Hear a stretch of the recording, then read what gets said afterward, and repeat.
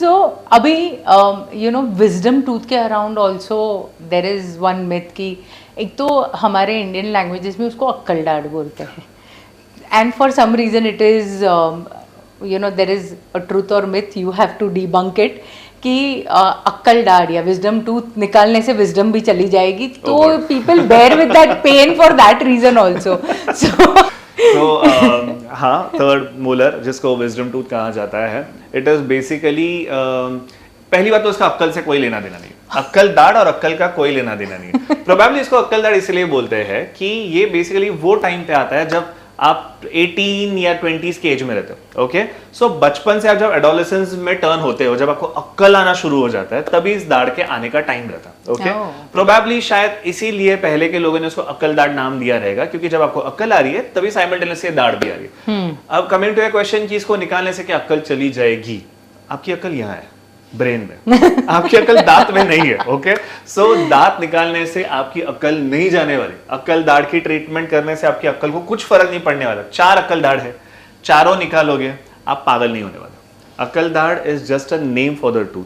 अक्ल दाढ़ का और अक्ल का कोई लेना देना नहीं है, और हर अक्ल दाढ़ को निकालना ही जरूरी नहीं है.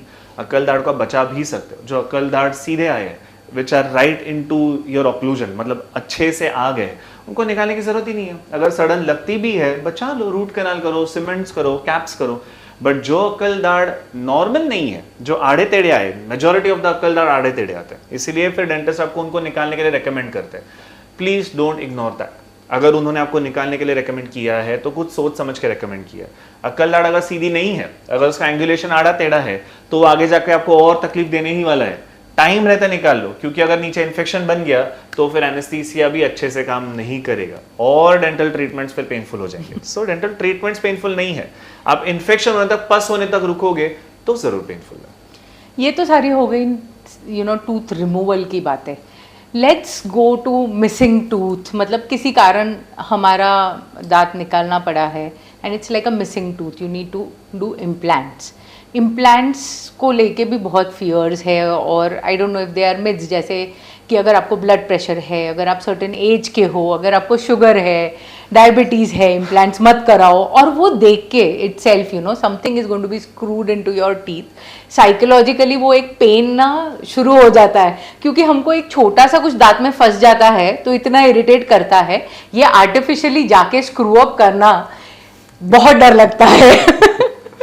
So basically tooth removal painful नहीं है. आप टूथ रिमूव करना प्रेफर करते हो, उसको खाली रखना प्रेफर करते हो, बट इम्प्लांट से डरते हो. इजंट दैट वेरी आयरॉनिकल कि टूथ रिमूवल पेनफुल नहीं लगता है बट इम्प्लांट करना पेनफुल लगता है.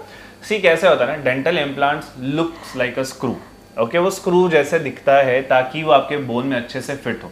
आपने सुना है पेशेंट्स जब गिर जाते हैं, बाइक के ऊपर से गिर जाते हैं, तो मेटल प्लेट्स डाला जाता है. ओके, वो प्लेट्स डालना सेफ है, पर इम्प्लांट्स डालना सेफ नहीं है. ऐसे क्यों? सो बेसिकली हमारा माइंडसेट अभी प्रिपेयर्ड है कि हाँ, एक्सीडेंट होने के बाद प्लेट्स तो आने ही वाले, बट हमारा माइंड अभी तक ये सेट नहीं हुआ है कि दांत चले जाएंगे तो इम्प्लांट्स के लिए स्क्रूज यूज करना इज नॉट नॉर्मल. ओके, ये माइंडसेट को चेंज करना बहुत जरूरी है कि implants are basically titanium bodies, जो आपके बॉडी में एक्सेप्ट होने वाली चीजें हैं, उन्हीं को हम आपके बॉडी के अंदर डालते हैं. ओके, इम्प्लांट प्रोसीजर पेनफुल नहीं होता बिकॉज वो एनेस्थीसिया के अंडर ही के, जैसे रूट कैनाल एनेस्थीसिया के अंदर होते हैं, वैसे ही इम्प्लांट्स भी एनेस्थीसिया के अंडर ही होते हैं. आपको पेन नहीं होने वाला. आप किसी भी एरिया को ओपन नहीं रख सकते हो. आपने किसी दांत को निकाला है, उसको रिप्लेस करना बहुत जरूरी है. अगर आगे पीछे दांत है तो शायद डेंटिस्ट आपको ब्रिज का भी ऑप्शन दे सकते हैं. और अगर आपको नेचुरल टूथ को खराब नहीं करना है तो आपका पहला चॉइस हमेशा इम्प्लांट्स ही होना चाहिए. Dental implants are so far the safest treatment available.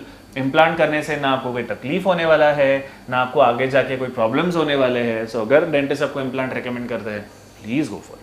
So it is safe in spite of age and comorbidities? See, I have done an implant in a patient who was almost 80-85.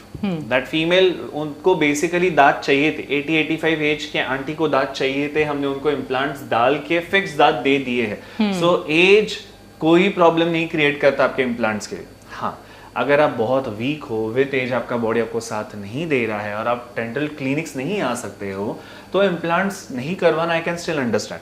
Comorbidities, high blood pressure से implant को इतना फर्क नहीं पड़ने वाला. Diabetes patients में भी with all precautions आप इम्प्लांट्स डाल सकते हो, कोई प्रॉब्लम नहीं होने वाला है। कोई भी आपको बीमारी है जैसे डायबिटीज है, ब्लड प्रेशर, एनीथिंग, आप इम्प्लांट स्किप करना सोचना मत। ओके, आप अपने डेंटिस्ट को बताना कि मुझे ये कोमॉर्बिडिटीज है, ये तकलीफें है, अभी ख्याल रखना उनका काम। ओके, सो इम्प्लांट्स को स्किप मत करना। एज या comorbidities, you can still go for an implant. So I think being transparent with you is going to solve a lot of problems. बिल्कुल बिल्कुल। सी मेजॉरिटी पेशेंट्स को तकलीफ इसीलिए होता है क्योंकि आप आपके डेंटिस्ट को हिस्ट्री नहीं दोगे, वो उनको ठीक से नहीं बताओगे, तो प्रॉब्लम्स होने ही वाले। Thank you so much.